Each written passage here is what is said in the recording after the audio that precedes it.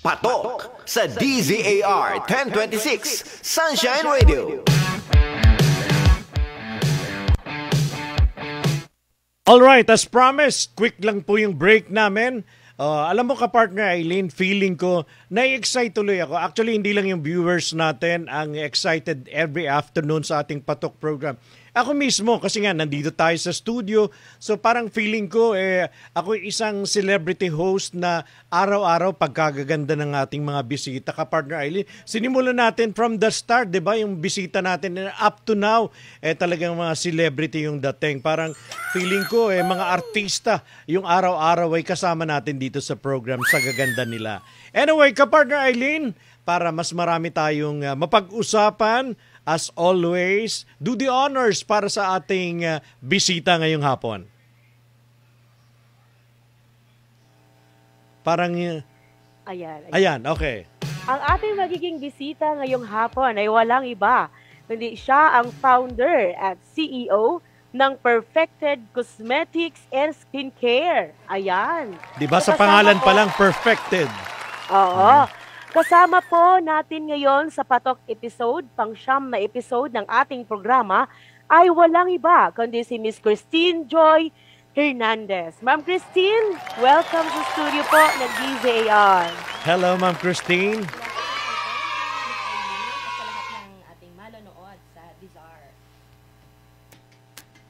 Ayan.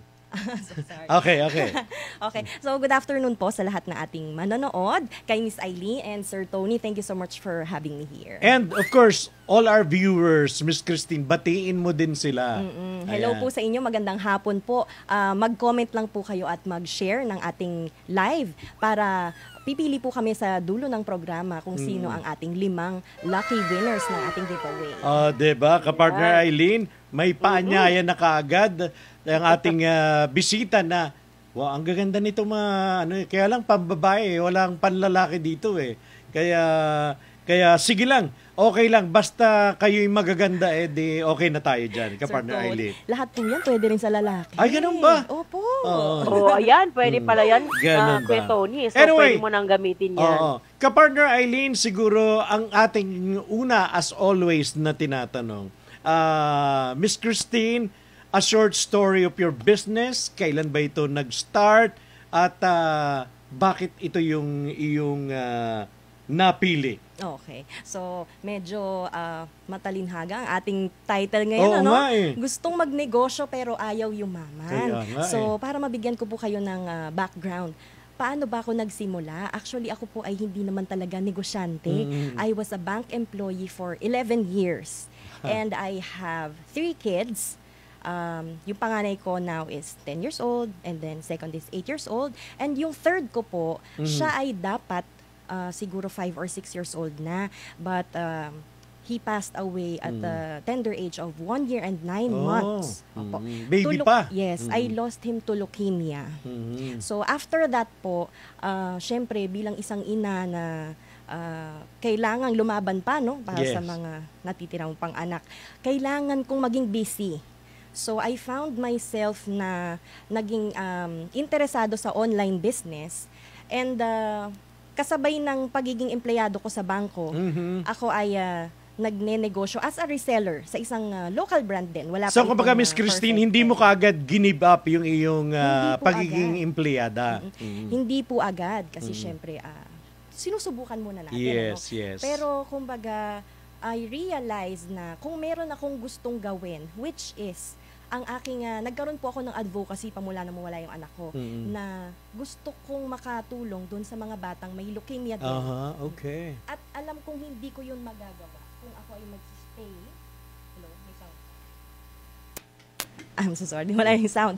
Okay, so alam ko na hindi ko magagawa yung pagiging, magkaroon ng sapat na pera para maitulong sa mga batang may sakit kung ako ay mag-stay as empleyado lamang. So doon ko na-explore yung pagkakaroon ng sariling brand, which is Perfected.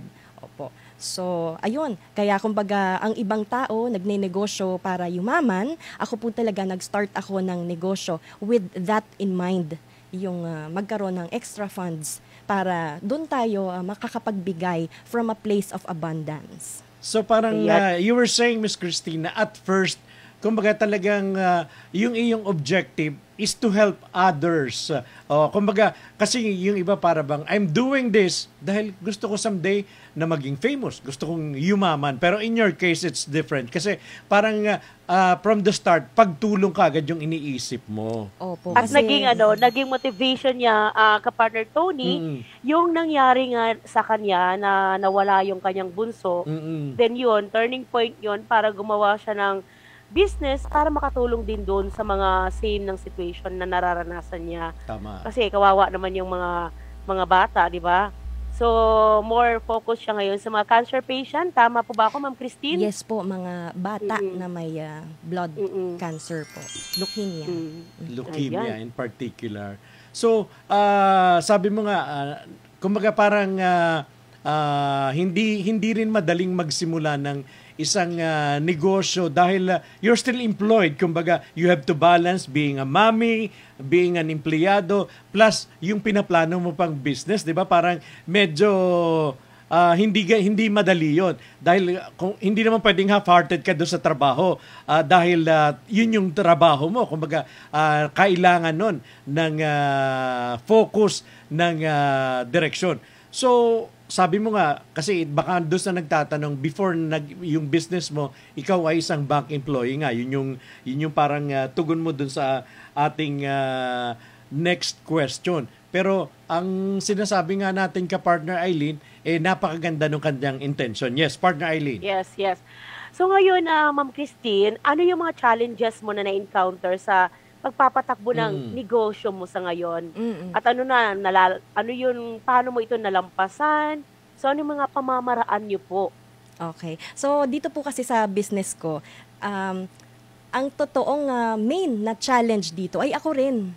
Yung pagiging perfectionist ko, yung masyado akong yung kumbaga yung puso ko para sa mga distributors and resellers ay kung tutuusin, minsan naha-harm niya yung interest ng business mismo.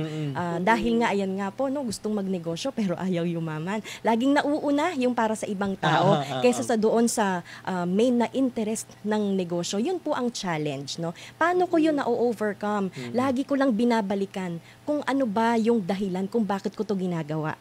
And that is yung aking advocacy, which is, kumbaga, gusto ko kasing maging legacy ito ng anak ko, na kaya ko kasi ito ginagawa ay dahil nga po nung nangyari sa buhay ko na yon. Na kung tutuusin po, Sir Tony, Ma'am Eileen, nung hindi pa nangyayari yung point ng buhay ko yun, kung nung nandito pa yung anak ko, ibang tao po ako. Siguro kung noon ako nagnegosyo, ang goal ko din talaga ay kumita ng pera, yumaman, no? Talagang maging prosperous ang pamumuhay. Pero na-realize ko po nung nawala na yung anak ko, kahit ano pa ang kitain ko, kahit magkano pa, kahit gaano kalaki ang bahay, walang halaga na tatapat para maging enough yung kung ano mang meron ka para mabili mo yung buhay ng anak mo ulit. Hindi na yun mababalik.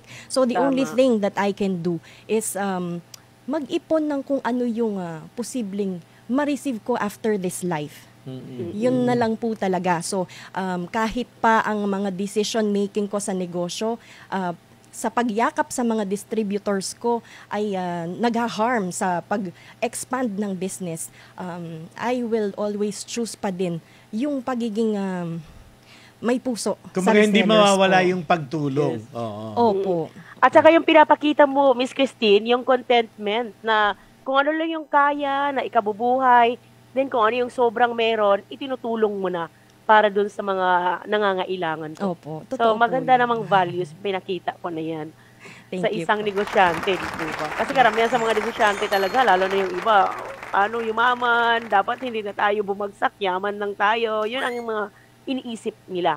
Opo. So, kasi po talaga, ang negosyo po kasi talaga, kumbaga, yayaman ka, kaya lang, what comes after? Diba? Yes. Kanya-kanya tayo ng definition ng success, ng happiness. At para sa akin, yun ay yung makita ko sa mukha ng mga kasama ko dito sa negosyo na hindi sila nagkamali, na pinagkatiwalaan nila ako dito sa negosyo na to. At yung maituloy po yung aking advocacy nga po ng pagtulong sa may cancer. Miss Christine, yung iba, meron talagang inilaan na mga puhunan sa pag-uumpisa ng kanilang negosyo. Sa part niyo po, magkano, paano niyo sinimulan, yung pagninegosyo po ng ganito po, itong Perfected? Opo. Actually, maraming tao ang hindi nakakaalam na pwede tayo mag-start at zero, ano? Kung titingnan niyo po yung mga... As in zero, walang kapital. Kung titingnan niyo po walang yung mga kapital. produkto ko, ang ganda talaga nila, no? Kumbaga, kung iisipin mo, parang siguro, ang laki ng pinuhunan niya. Pero, ang nakakatuwa po dito, hindi kasi ako nag-umpisa ng ito agad. No, nag-start po ako muna ng pagbebenta ng mga bags sa mga katrabaho ko na wala akong kapital. Ipinabenta lang 'yun sa akin ng kamag-anak. Kumbaga, nakapag-start akong kumita ng extra ng ang puhunan ko lamang ay sipag, tiyaga, integridad. Kumbaga, syempre dahil pinagkatiwalaan ka ng mga produkto na walang bayad, wala akong kapital. Tapos ibabalik ko lang sa kanya yung kinita, yung kita ko, tapos yung kanyang para sa kanya, kumbaga, integridad talaga number 1. Tapos yung kinita ko doon, na siguro halagang 3,000 pesos, yun ay ininvest ko sa pagiging reseller ng isang local brand. So doon ako nakapasok ng online business. Panahon ng pandemic po yun, ano? Sabi nga nila, no, kung may mga tao na humina ang pamumuhay ng pandemic, meron naman talagang naging blessed. So kung sa tingin mo ang pandemic ay blessing or struggle, you are right. Depende talaga yan sa perspective ng tao. At isa ka sa nag-benefit ng sa pandemic, akin po, Miss Christine. nag-benefit po talaga ako. No, kumbaga na-explore ko yung Facebook, Instagram, yung social media, yung free na advertisement ng online platforms na yun. So doon po lumago ang negosyo ko dahil nga po ako ay employed pa rin that time. So ang ginawa ko po, may mapupulot dito yung mga nanonood natin, ano? Kapag empleyado po kayo at kayo'y nagne-negosyo, huwag niyong gagalawin yung kinikita niyo sa negosyo. Kasi nabuhay ka naman dati nang wala naman yung kinikita mo sa negosyo na yan eh. So, dapat hindi siya magiging parte ng budget mo. So, ganun po ang ginawa ko. Hinayaan ko lang siya lumaki hanggang sa umabot na ng mga 6 digits na po siguro, mga 100,000 na. At doon ako pumasok ngayon ng pag-create ng sarili kong brand, which is Perfected. Wow, ang galing naman. Parang tayo yung natututo dito, ka-partner Tony eh. 'Di ba? Kasi isa nga yun sa mga... diskarte ang kailangan, diskarte. Tama. You get the right term, diskarte. Oo. So, para bang since employed naman siya, kung ano man yung kinikita niya doon sa kanyang business, nakasave yun. Kasi may sweldo ka naman live within your means. Kumbaga, basta yung kita mo dun sa business, nakaseparate yun, nakatago yun. And yun nga yung sabi mo, Miss Christine, na pinuhunan mo, kumbaga. Opo. So since na pandemic baby pala itong negosyo mo, mga 3 years na po ba ito? 2 years? Mga ilang taon na to? 3 years po. Nag-start po ang conceptualization nito ay December 2020. Ang anak ko po ay nawala January 2019. So kumbaga, yung talagang panahon na yun ng almost 2 years ay ginugol ko sa pag-ninegosyo. At yun, after 2 years, ito na nga po siya ngayon. So, 3 years na po ngayon si Perfected. Perfect. Nabanggit mo na rin po yung Perfected, Miss Christine. Baka pwede nating ipakilala sa mga nanunood ngayon, ano yung mga produktong yan at bakit maganda siyang gamitin para sa ating mga skin o sa ating personality. O yan, pakilala na natin. Yes, opo. Ano yung sa ngayon po, advantage ng mga produkto na yan. Opo. Kunin ko lang po. Ay, naku, nahulog. Okay. Si Perfected po kasi, no, kung tutusin 3 years na tayo, pero we only have 5 products. Yun yung ating facial cleanser, ito, and then yung ating sunscreen, C-Beauty Solve Sunscreen. Ito po yung magandang gamitin ng mga taong may melasma. So, kasi hindi po lahat ng klase ng sunscreen ay pwede sa taong may melasma. Kapag chemical sunscreen, hindi po yun pwede dahil lalo pong mangingitim dahil umiinit po kasi sa balat yung chemical sunscreen. Dapat ay pure mineral sunscreen katulad nito. And we also have yung ating bagong product, yung Niacinamide Serum Moisturizer.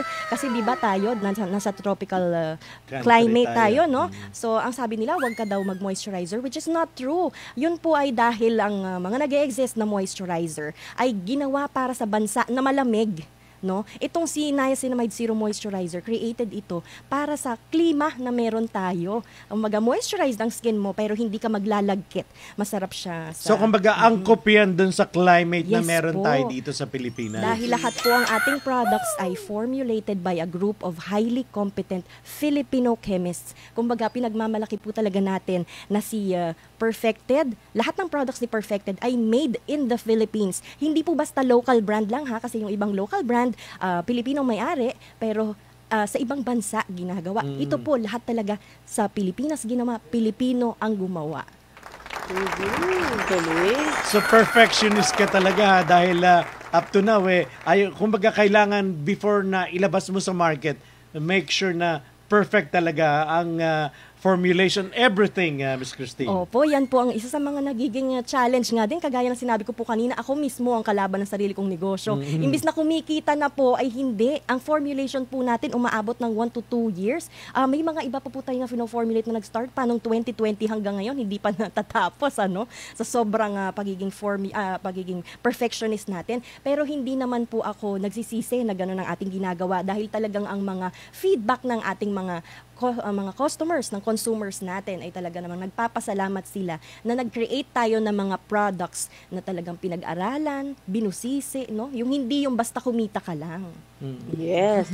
At saka Miss Christine, alam ko may standard ka yata na kung paano tumanggap ng mga distributor na magkikarry ng products mo. Opo. So, ayun, babalik na naman tayo dun sa gustong magnegosyo pero ayaw yumaman. Dito po kasi kaya perfected. Hindi po katulad ng mga ibang brands na nagpo-post ng mga reseller packages halagang 2,500.